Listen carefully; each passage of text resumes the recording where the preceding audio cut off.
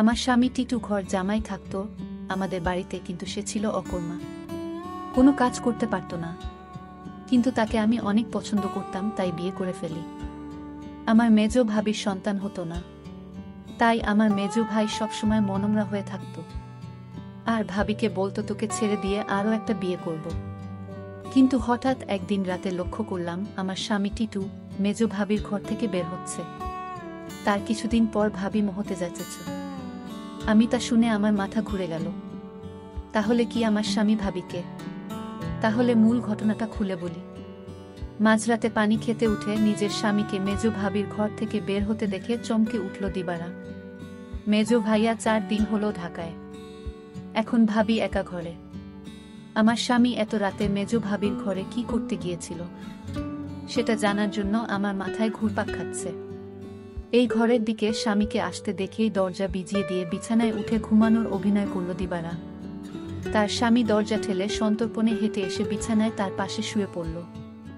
দিবারা এই বাড়ির মেয়ে, তার স্বামী ঘর জামাই। দিবারা জানে কোনো রকম অপরাধ করলে তাকে সহ তার স্বামীকে এই বাড়ি থেকে বের করে দিবে ভাইয়েরা, তাই এই ব্যাপারে আর কোনো কথা বলে না দিবারা। পরের দিন সারাদিন মুখ কালো করে রাখলেও তার স্বামী টিটুকে এই বিষয়ে কিছুই জিজ্ঞেস করে না সে। তারপরের রাতে দিবারা আর কিছুতেই ঘুমাতে পারে না। তার বিশ্বাস তার মেজ ভাই যতদিন শহরে আছে প্রতি রাতেই বোধহয় তার স্বামী মেজ ভাবির ঘরে গেছে। কিন্তু ঘরে গিয়ে কি করলো এটা তো আমি দেখি নাই, শুধু দেখতাম মেজ ভাবির ঘরে যেত। কেন যেত দিবারার মনে সন্দেহর সৃষ্টি হলো। তার বিশ্বাসকে সত্যি প্রমাণিত করতেই যেন ধীরে ধীরে টিটু দিবারার পাশ থেকে গড়িয়ে মেঝেতে নামল। এরপর পা টিপে টিপে ঘরের দরজা খুলে বাইরে চলে গেল। রাত এখন কয়টা হবে? 1টা, 2টা। টিটু কোনো কাজ না জোগাড় করতে পারায় ভাইদের উপর নির্ভর করেই বেঁচে আছে তারা দুজন। দিবারা টিটুর এই অর্থ উপার্জনের অক্ষমতাটাই পুষিয়ে দেয়, সারাদিন গাধার মতো বাড়ির কাজ করে। সারাদিন কাজ করায় শরীর এতই ক্লান্ত হয় যে সারারাত মরার মতো ঘুমায় দিবারা। কয়বার টিটু তাপ্পর দিয়েও দিবারার ঘুম ভাঙাতে পারেনি।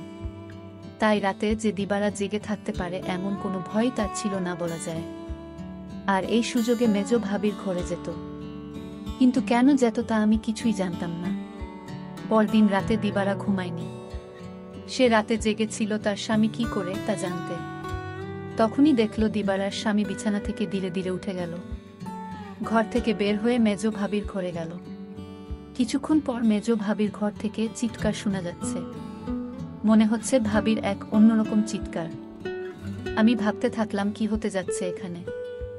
আমি কিছুটা আন্দাজ করতে পারলাম না আসলে ওই ঘরে কি হচ্ছে। টিটু চলে যেতেই বালিশে মুখ গুজে ফুপিয়ে কেঁদে উঠল দিবারা। সে তার স্বামীকে কত ভালোবাসে, সে কিনা করে সারাদিন তার জন্য, আর সে কিনা তার সাথে বিশ্বাসঘাতকতা করতে পারে। দিবারা ভাবল ওই ভাবির ঘরে কেন আমার স্বামী টিটু যায়, এটা আমার যে করে হোক জানতে হবে। পরের 2 রাত অনেক চেষ্টা করেও জেগে থাকতে পারল না দিবারা। সারাদিনের কাজের ধকলে এতই ক্লান্ত থাকত যে মাঝরাত পর্যন্ত বিছানায় শুয়ে জেগে থাকা তার পক্ষে অসম্ভব ছিল। তারপরে যখন মেজো ভাই চলে এলো তখন থেকে দিবারা কিছুটা নিশ্চিন্ত হলো। তারও কয়েকদিন পর এক রাতে গভীর ঘুমে ঘুমিয়ে রয়েছে দিবারা। অনেক ধাক্কাধাক্কি করে তাকে উঠালো তার স্বামী টিটু। ঘুম জড়ানো ক্লান্ত কণ্ঠে দিবারা বলল, কি হয়েছে? এত রাইতে ডাকেন কেন?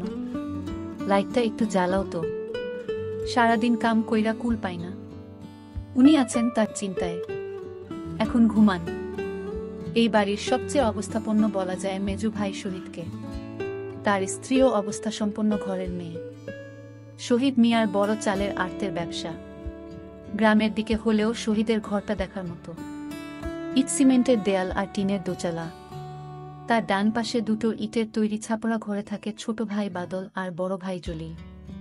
তাদের 2টো ঘরের মুখোমুখি উঠান পেরিয়ে একটা টিন আর বাঁশের তৈরি ঘর। এখানেই দিবারা আর টিটুর সংসার। দিবারা খুব চিকন আর কালো হওয়াতে বাবা মায়ের মৃত্যুর পর 3 ভাই অনেক খুঁজেও কোনো পাত্র পায় না। শেষমেশ এক ভব ঘুরে ভাদাইমা গোছের এই টিটুকে ঘর জামাই হিসেবে আনে। ভেবেছিল টুকটাক কিছু কাজে তাকে লাগাবে, কিন্তু সে পুরোই অকর্মা। সেই দিনের প্রায় 1 মাস পর বাড়িতে বিরাট উৎসবের মতো আয়োজন হলো। দিবারার ছোট ভাইয়ের 2টা আর বড় ভাইয়ের 3টা সন্তান হলেও মেজো ভাই বিয়ের 4 বছর পরেও সন্তানের মুখ দেখতে পারেননি। মেজো ভাই আরেকটা বিয়ে করবেন কিনা এটা নিয়ে চিন্তা ভাবনা করছিলেন। যে স্ত্রী তাকে সন্তানের মুখ দেখাতে পারবে, মেজো বউকে তাহলে এই বাড়ি ছেড়ে চলে যেতে হতো। ঠিক এই সময়েই আনন্দ সংবাদটা পেল সবাই। মেজো বৌমা হতে চলেছে। মেজো ভাইয়া আর ভাবির আনন্দ দেখে কে। এই উপলক্ষেই এই উৎসব আয়োজন। দিবারা যখন আনন্দের সাথে টিটুকে এই খবরটা দিল তখন সে সামান্য একটু মুচকি হেসে বলল, ভালোই তো।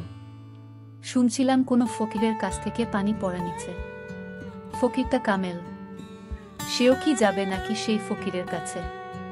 কোথায় থাকে সে? যেখানেই থাকুক, তুমি যাবে কি না সেটা বলো।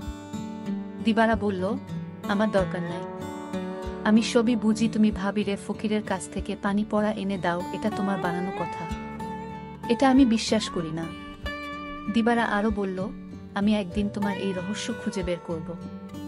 আর যেদিন তুমি ধরা পড়বে সেদিন বুঝতে পারবে তোমার কি অবস্থা হয়।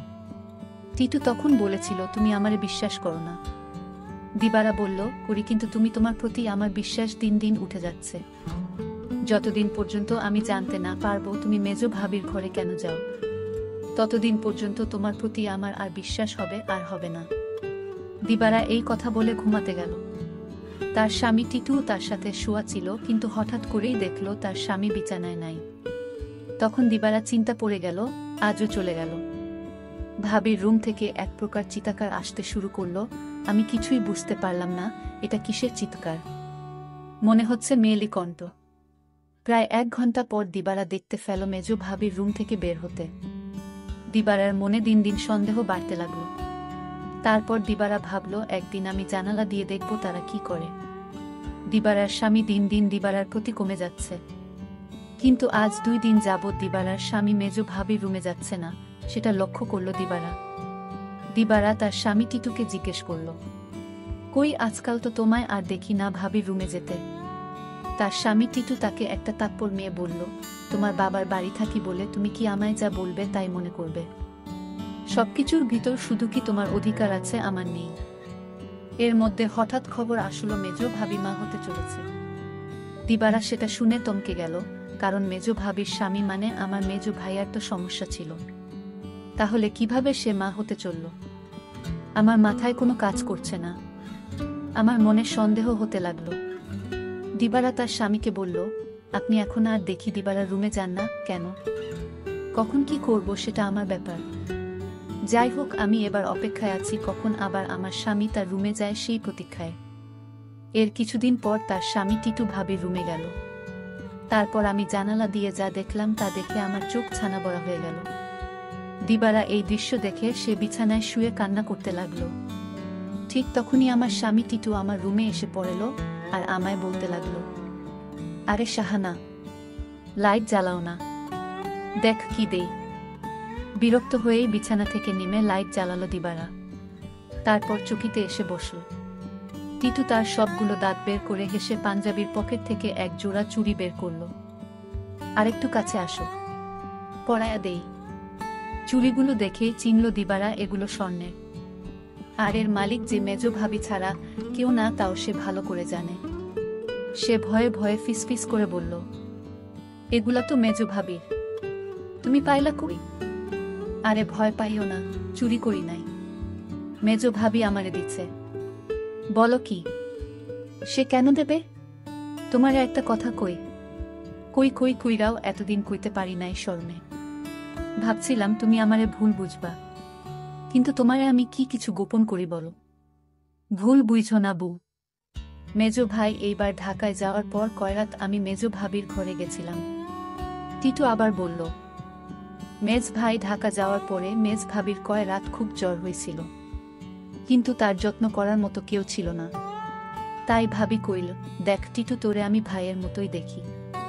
আমার সারাদিন ভালো লাগে, খালি একটু দুর্বলতা থাকে, কিন্তু রাত হইলেই জ্বর বাড়ে। তুই কি রাইতে আইসা আমার মাথায় একটু পানি ঢালতে পারবি? দিবারা অবাক হয়ে বলল, আমারে কইতে পারত। ছোট ভাবি, বড় ভাবি আছে, তোমারে কইল কেন? আমারে সারা দিনে জ্বরের কথা একবারও কইল না। টিটু মুখটাকে মলিন করে বলল, দেখলা, সব আমার কপালের দোষ। আমি জানতাম তুমি আমারে সন্দেহ করবা। আমি কি আর মাইন্ডসে বিশ্বাস পাওয়ার যোগ্য? দিবারা এবার কাঁদো কাঁদো হয়ে বলল, না গো, আমি ওইটা বলি নাই। আমি তোমারে বিশ্বাস করুম না তো কারে করুম কও? তুমি ছাড়া আমার আর কেরা আছে? তুমি আমারে ঠকাই বা ফিরিসতা আইসা কইলেও বিশ্বাস করুম না। এই না হইলে আমার বউ। শুনো, ভাবিরে কইলাম দিবারারে পাঠায় দিবনে। ভাবি কইল, আহা, বেচারি সংসারটার লাইগা কাজ কইরা সারাদিন মরতাছে, তারে আবার রাইতে ত্যাক্ত করা কেন? দিবারা জানে যে আমি তোমারে ভাই মানি। তুমি আইসো, দিবারা কিছুই মনে করবে না জানলেও। ওর মন এত নষ্ট না। তবুও আমি তোমারে কিছু কই নাই ডরে। তাছাড়া বুঝি তো পরের বাড়িতে থাকি, বেশি তর্ক মানায় না। এই জন্যই আমি তোমার ভাবির রুমে গেলাম চুপি চুপি। কারণ রাতে তোমার ভাবির মাথায় পানি না দিলে কি তখন জ্বর ছাড়ত?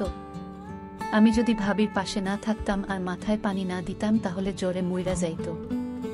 এতদিনে ভাবিকে কবরস্থানে রেখে আসতে হতো।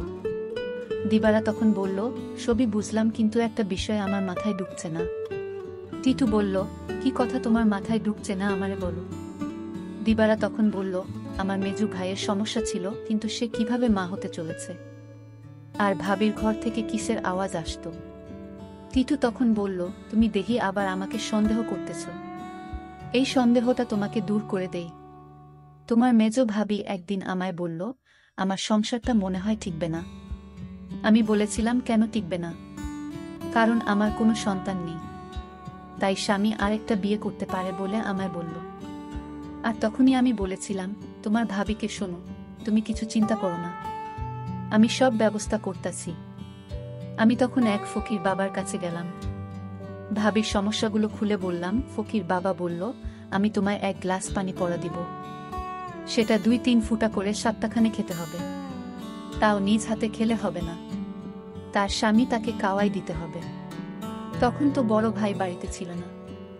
আমি কোনো উপায় না পেয়ে এক গ্লাস পানি পড়া নিয়ে আসলাম। আর এই ফকির বাবার পানি পড়া খেয়ে আল্লাহর রহমতে সে সন্তান লাভ করেছে, বুঝলে এবার দিবারা। আর তোমার ভাবির ঘর থেকে যে শব্দ আসতো সেটা ছিল LED শব্দ। তুমি তো শুধু শুধু আমায় সন্দেহ করতে। দিবারার চোখ ভিজে উঠে। আহা, তার এই স্বামীকে আর ভাবিকেই নাকি সে ভুল বুঝেছে। কি বাজে চিন্তাই না করেছে সেই রাতে তার স্বামীকে ভাবির ঘর থেকে বের হতে দেখে। সে সিদ্ধান্ত নেয় তার সহজ সরল এই স্বামীকে আর কোনোদিন সন্দেহ করবে না সে। টিটু বলল, আমি সেবা যত্ন করাতেই তো ভাবি সুস্থ হইয়া গেল। তাই তো খুশি হইয়া দিল এই চুরি জোড়া, কইল দিবারারে দিও। তবে দিনের বেলা এটা পইর না সাহানা, বুঝি তো পরের ঘরে থাকি, 5 লোকে 5 কথা কইব। দিবারা তখন কেঁদে কেঁদে বলল, আমি তোমাকে অনেক কষ্ট দিয়েছি, তোমাকে অযথা সন্দেহ করেছি, আসলে তুমি নিষ্পাপ। দিবারা বলল, তুমি মেজো ভাবির ঘরে গিয়ে মেজো ভাবিকে মায়ের মতো যত্ন করে সুস্থ করে তুলেছে, এরকম স্বামী এখনকার যুগে পাওয়া বড় কঠিন। দিবারা বলল, আমায় ক্ষমা করে দিও তুমি ক্ষমা না করলে আল্লাহ আমাকে ক্ষমা করবে না। টিটু তখন হেসে বলল, আমি তোমাকে ক্ষমা করে দিয়েছি। বন্ধুরা, আজকের গল্পটি কেমন লাগলো তা অবশ্যই কমেন্ট করে জানাবেন। আর এরকম নতুন নতুন ভিডিও পেতে আমার চ্যানেলটিকে সাবস্ক্রাইব করে পাশে থাকবেন। ধন্যবাদ।